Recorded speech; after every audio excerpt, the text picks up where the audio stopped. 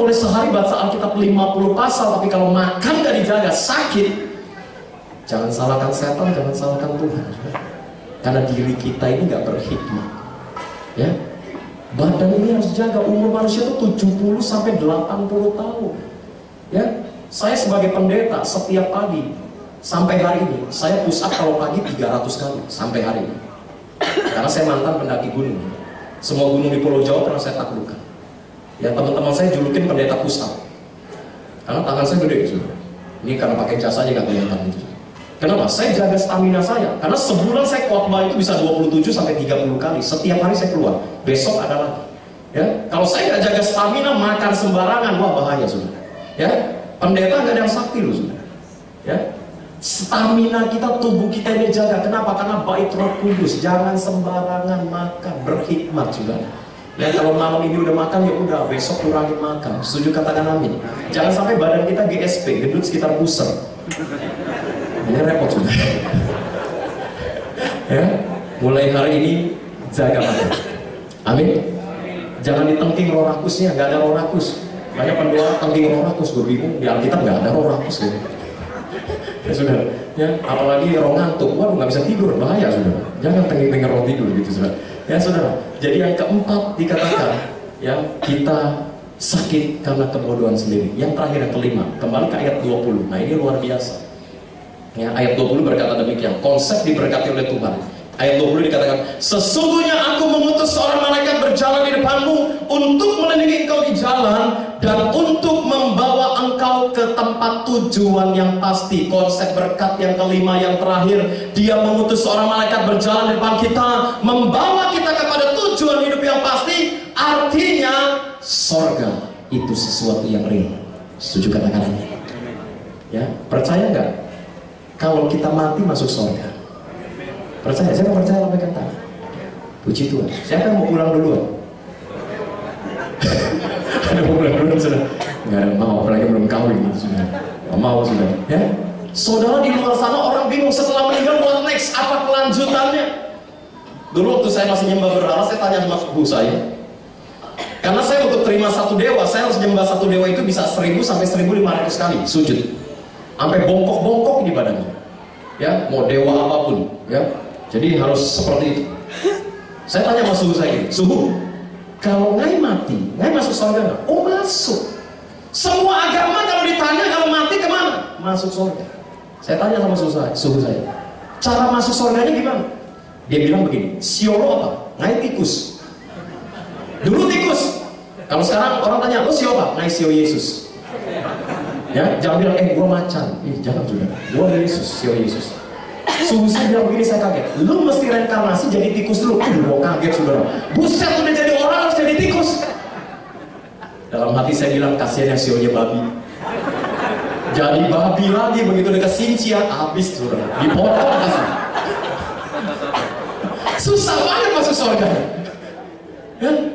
Tapi di dalam nama Yesus saya mau katakan, ada satu jaminan kepastian.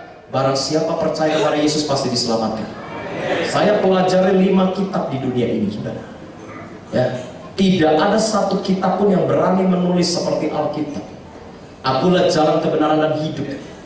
Ya, barang siapa percaya kepada namaku pasti akan sampai ke sana. Yesuslah jalan keselamatan satu-satunya. Tidak ada nama di bawah kolong langit ini. Kisah 4 ayat 12 berkata, yang oleh karena namanya kita yang percaya diselamatkan. Ya, makanya kalau saudara saat ini sudah menjadi orang Kristen, jangan menjadi iman yang gampangan. Ya, saudara, jangan punya konsep maaf sekali selamat tetap selamat. Maaf ya saudara, karena kita interdenominasi. Ya, kalau orang punya konsep sekali selamat tetap selamat, itu neraka bisa penuh saudara. Saya belum lama balik bicara dari Taiwan. Ya, sempat dengar presentasi tentang pengajaran-pengajaran seperti ini. Tapi prinsip saya, memang manusia tidak ada yang bisa menjaga keselamatannya. Setuju katakan amin? Tidak ada yang bisa. Dunia semakin jahat, godaan begitu luar biasa. Banyak pendeta-pendeta pun yang jatuh dalam perzinahan, jatuh dalam uang, jatuh dalam kedudukan.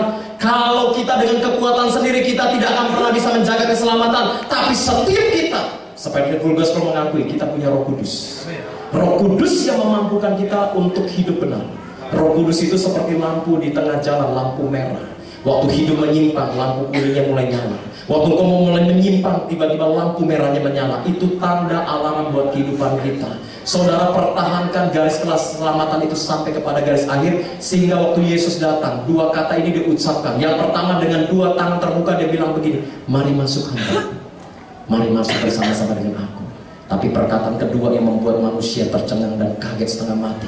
Di Matius 7, 21, 23 dia berkata, aku tidak kenal engkau sekalian pembuat kejahatan, enyah daripadaku. Pilihan ada di tangan kita. Amin saudara. Sorga itu bukan dongeng. Tahun kemarin diaken kami meninggal, bangkit lagi, dan ini menghebohkan. Ya, diaken kami ini dokter gigi, saudara. Suami istri dokter, dan mereka selalu baca Alkitab sehari 3 kali, doa sama-sama tiap kali. Ya, selalu saat teduh sama-sama, baca Alkitab bareng. Siang di tengah makan siang baca Alkitab sama-sama, malam hari mesbah keluarga baca Alkitab sama-sama. Suatu hari mau baca Alkitab, istrinya dengar suara, aku akan bawa suamimu pulang. Dia kaget dalam suara. Dia tengok kiri kanan, itu suara siapa? Deg-degan saudara. Tapi dia gak berani cerita kepada suaminya. Dia pendam saudara. Dia berkata, Tuhan jangan Tuhan, aku masih butuh dia Tuhan. Anakku 3, belum ada menikah, aku masih butuh dia. Saudara, akhirnya dia pendam. Setiap ibadah dia perhatikan suaminya. Waktu tutup mata dia lihatin, buka mata lagi gak nih? Dia mulai takut saudara. Setiap suaminya tidur dia perhatikan, masih napas kan? Tapi dia gak berani cerita. Dan akhirnya suara itu semakin jelas waktu mesbah terdengar lagi, aku akan bawa suamimu pulang. Dia semakin ketakutan. Suatu hari dia saksikan kemarin di doa pekerja tahun kemarin, dan itu menggemparkan, dan ini jadi berkat buat kita semua, bahwa sorga itu sesuatu yang real. Suatu hari waktu mesbah udah jam 11, anak-anak udah tidur, suaminya ngomong begini, Mi, malam hari ini kita nggak baca Alkitab sama-sama ya, Mami doa sendiri aja. Lu kenapa Pak?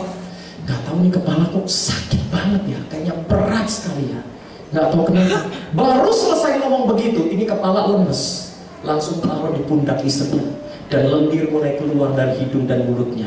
Dan istrinya teriak, Tuhan Yesus jangan bawa pulang suamiku. Istri mulai nangis, goncang-goncang dia, Pi bangun, Pi bangun, Pi. Anaknya 3 berhamburan, kenapa nih?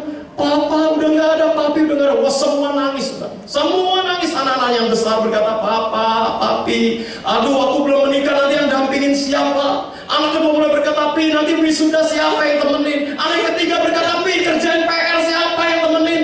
Semua punya permintaan. Istrinya pun berkata, Papa, Papi, ini pelayanan gimana, jemaat nanti siapa yang gembalakan? Tiba-tiba dia akan kita ini bernama Pak Elvis. Dia berkata, dia mulai melihat istrinya menggoncangkan tubuhnya, dan dia mulai keluar dari tubuhnya. Dia perhatikan istrinya dan 3 anaknya menggoncangkan, dan dia semakin dibawa tinggi, dibawa tinggi. Dia melihat istri, anak-anaknya makin kecil-kecil, gak kelihatan. Dan kemudian dia lihat bola bumi yang sangat besar. Ya, dan tiba-tiba bola bumi itu berubah kecil-kecil, dan akhirnya semakin ke angkasa tidak kelihatan. Tiba-tiba dia sampai di satu pelataran yang berkilauan, dan dia bilang begini, dia belum pernah melihat orang berbaris sedemikian rapi. Itu malaikat pegang sangkakala sambut dia. Waktu dia sampai di pelataran berkilau, dia berkata itu dari emas. Sangkakala mulai berbunyi menyambut dia, dan itu barisan berlaksa-laksa, rapinya luar biasa saudara.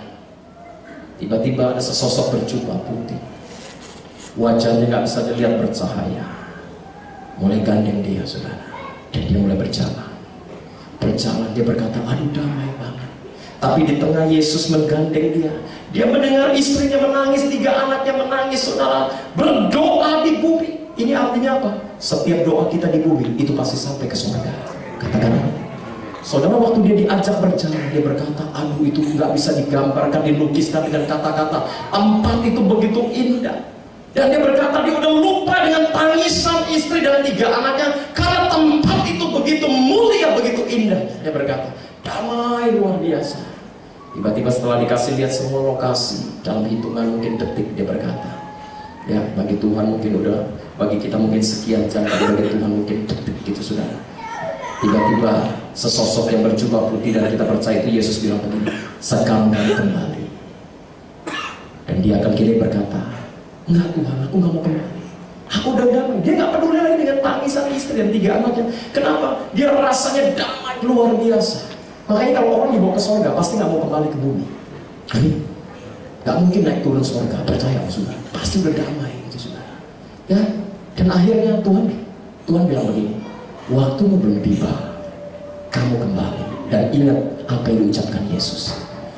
Kasih tahu kepada setiap orang yang kamu temui, bukan hanya pengikut aku, siapapun yang kau temui, katakan ini